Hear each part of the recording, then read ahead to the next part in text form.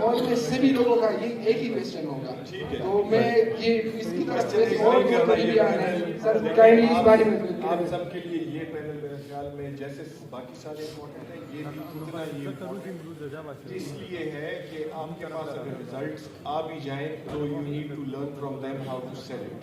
जी जी sir, main point ये sir. जी सर, आप वजाहत कर रहे हैं सर, जज़ाकल्लाह।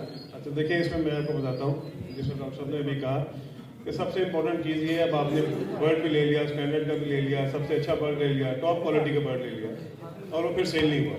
यही क्वेश्चन है आपका। अच्छा, सेल क्यों नहीं होता? उसके मल्टीपल रीजन हैं। नंबर 1 सबसे पहली बात है कि आपकी जो मार्केटिंग है वो वीक होगी। वीक इस तरह होगी कि एक बंदा, मैं आपको प्रैक्टिकल एग्जांपल दे देता हूँ, उसने 2-3 साल से मुझसे बर्ड प्रैक्टिकली मुझसे लेता रहा, और एक दिन मुझे कहता कि मेरे से बर्ड सेल नहीं हो रहे। तो मैंने उसको पूछा, मैंने कहा आप इसको कोई सोशल मीडिया पे एडवर्टाइज करते हैं? आप इसको फेसबुक पे कोई पिक्चर लगाते हैं, कोई व्हाट्सएप पे स्टेटस लगाते हैं, कोई ब्रॉडकास्ट लिस्ट बनाई हुई है? उसने ऐसा कुछ भी नहीं किया हुआ था। बर्ड्स वही थे जो कि मेरे पास भी हैं, मेरे पास सेल हो रहे हैं, अब उसके पास सेल नहीं हो रहे हैं। उसने आहिस्ता आहिस्ता इस चीज़ को करना शुरू किया। जब किया तो बहुत स्लोली, क्योंकि वो टाइम बहुत गुजार चुका हुआ था, तो उसमें इम्प्रूवमेंट आई। तो हमें मल्टीपल चैनल्स इस्तेमाल करने पड़ते हैं किसी चीज़ को एडवर्टाइज करने के लिए, और राइट चैनल इस्तेमाल करें। मसलन अगर आप इंटरव्यू देते हैं, शेख साहब भी अक्सर अपनी वीडियोस में मुझे लव बर्ड के 2 पेयर दिलवाए, मेरी बेटी है।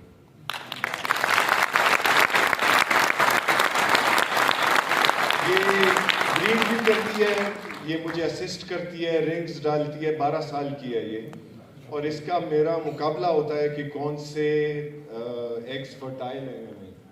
तो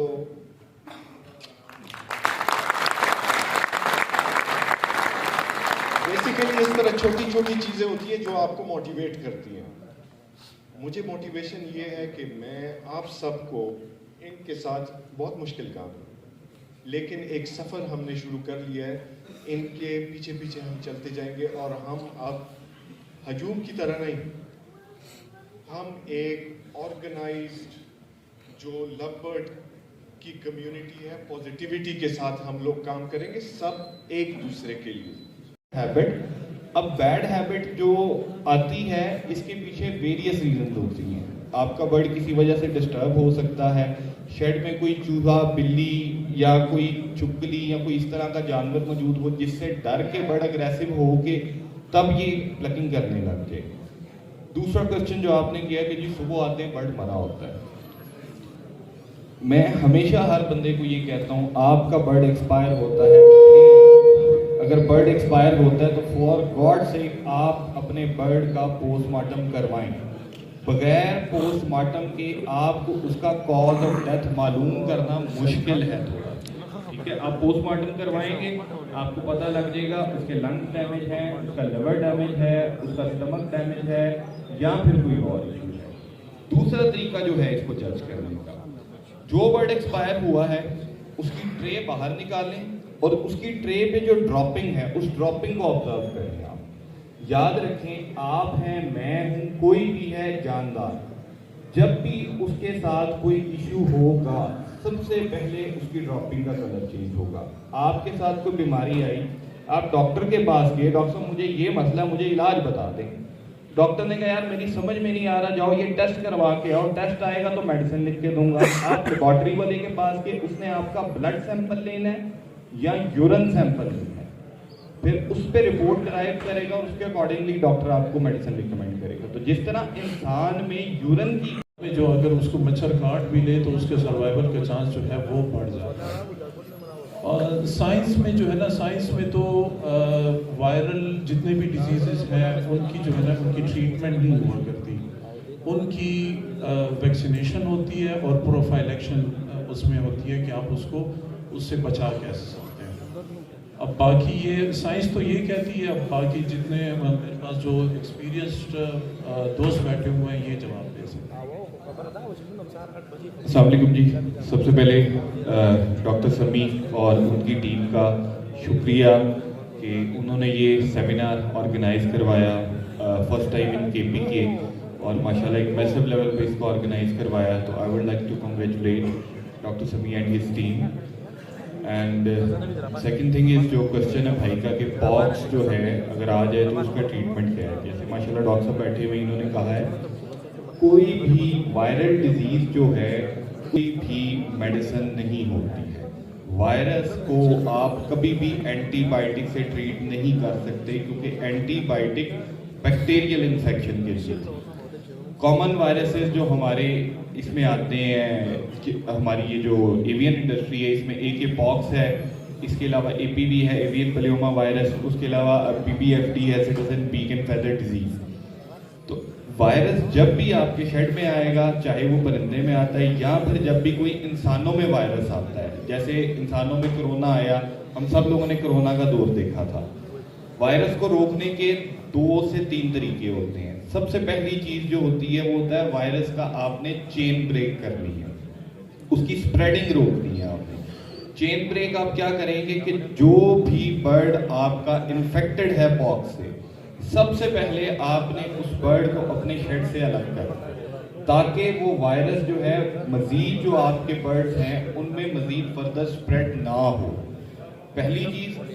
सेकेंड थिंग, हम उसको क्वारंटाइन में रखेंगे जिसको वायरस हो गया, और उसके बाद जो पीछे हेल्दी बर्ड्स हैं हमारे, सबसे पहले हम डिसइंफेक्टेंट यूज करेंगे। डिसइंफेक्टेंट यूज करते हुए हम अपने शेड को डिसइंफेक्ट करेंगे, और डिसइंफेक्ट करने के साथ साथ हम अपने बर्ड की इम्यूनिटी को बूस्ट करेंगे।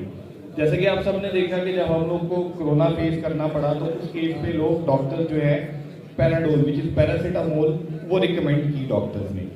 Paracetamol is just an anti-inflammatory medicine. That is not an antibiotic. That is not an antiviral disease medicine. वो सिर्फ और सिर्फ एंटी इन्फ्लेमेटरी है जो कि दर्द की शिद्दत को कम करती है। हम सारे दोस्त जो एक कॉमन गलती करते हैं वो ये करते हैं कि जब भी हमें किसी वायरस से इंटरेक्शन होती है हम सबसे पहले अपने बर्ड को एंटीबायोटिक देते हैं। एंटीबायोटिक आपके बर्ड की बॉडी के अंदर जो इम्यून सिस्टम है उसको वीक करता है, और जब एंटीबायोटिक देने से आप एंटीबायोटिक वायरस के केस में बेसिकली बर्ड के लिए जहर के मुतरादिफ है कि एक ऑलरेडी आपके बर्ड के इम्यून के ऊपर वायरस का अटैक हुआ है, आप मजीद उसको एंटीबायोटिक देके उसके इम्यून को कमजोर कर रहे हैं। इस चीज से बचने का सिर्फ और सिर्फ एक ही हल है कि जो भी बर्ड आपका इन्फेक्टेड है उसको सेपरेट करें, और बाकी जो बर्ड है और जो इन्फेक्टेड बर्ड है उसको आपने सिर्फ और सिर्फ आपने उसकी इम्यूनिटी को बूस्ट करना है। इम्यूनिटी बूस्ट करने के लिए आप प्रोबायोटिक्स भी यूज कर सकते हैं।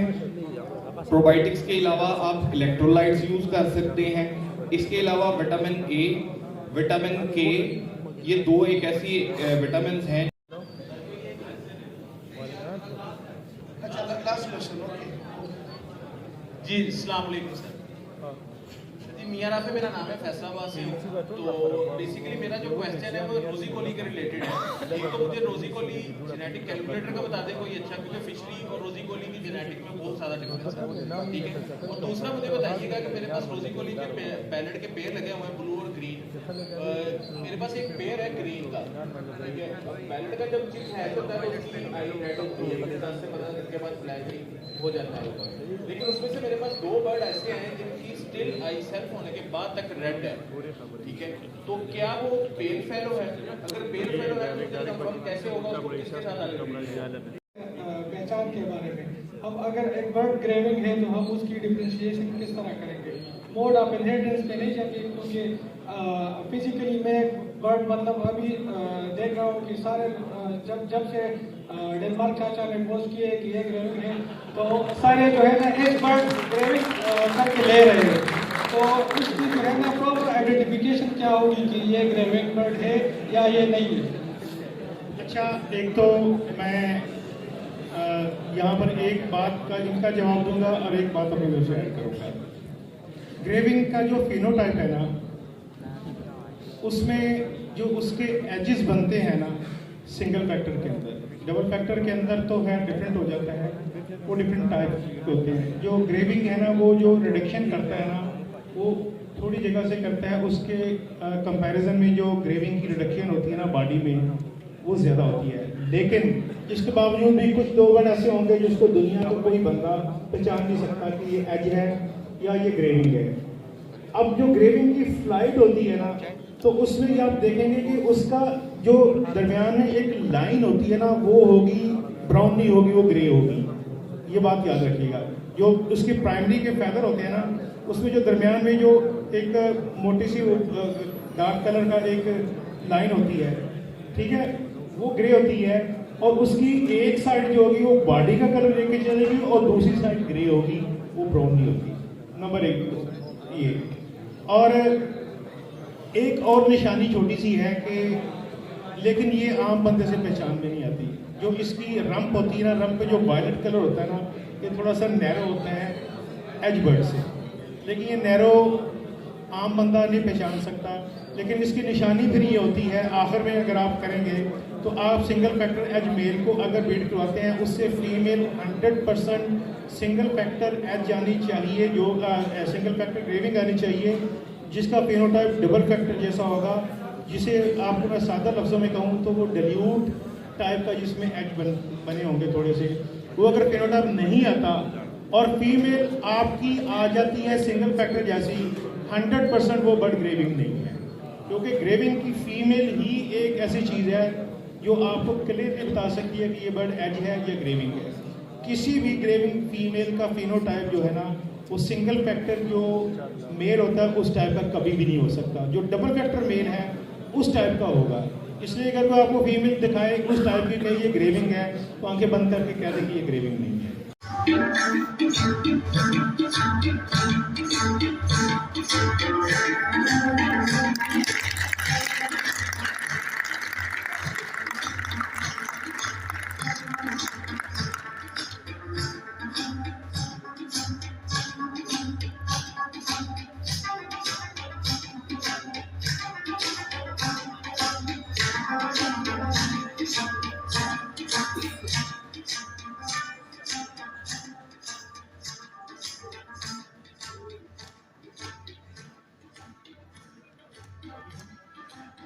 अब हम इंशाल्लाह नेक्स्ट पैनल की तरफ जा रहे हैं, जो कि है सिलेक्शन एंड ब्रीड।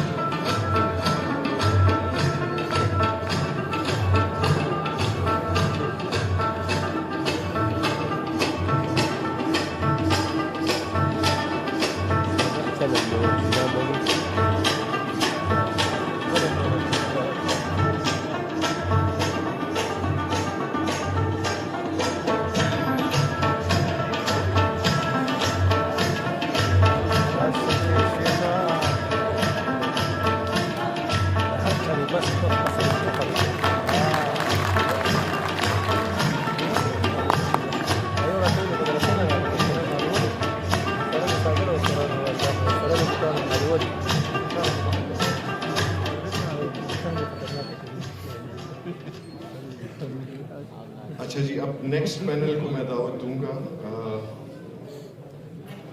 इनका टॉपिक है जेनेटिक्स का। नाम दूंगा वो प्लीज तशरीफ लाएं।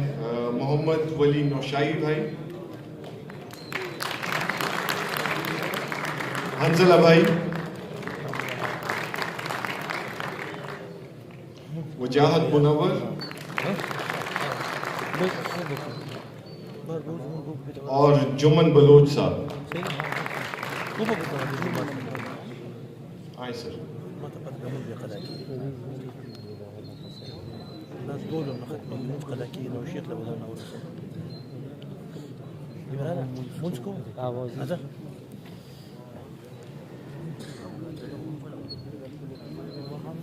अच्छा, आते हैं तो वो उनको बुला लेते हैं। क्वेश्चंस पूछिए जी जेनेटिक्स के बारे में, आपको क्या पूछना है। इसके बाद हम एक मार्केटिंग का सेशन भी करवाएंगे, जिसमें हमें बर्ड सेलिंग और कैसे। मेरा नाम अब्दुल वाहिद है, पेशावर से ताल्लुक़ रखता हूँ।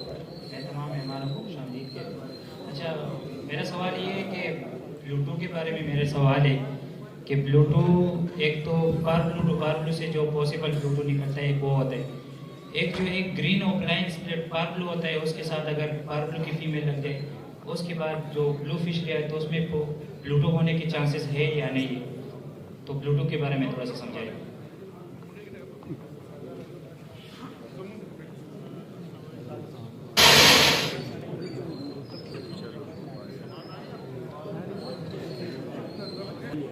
अच्छा जी, पहले तो मैं आपको बता दूं कि बहुत से लोग क्वेश्चन करते हैं, वो कहते हैं कि पावर ब्लू भी ब्लूटूथ होता है।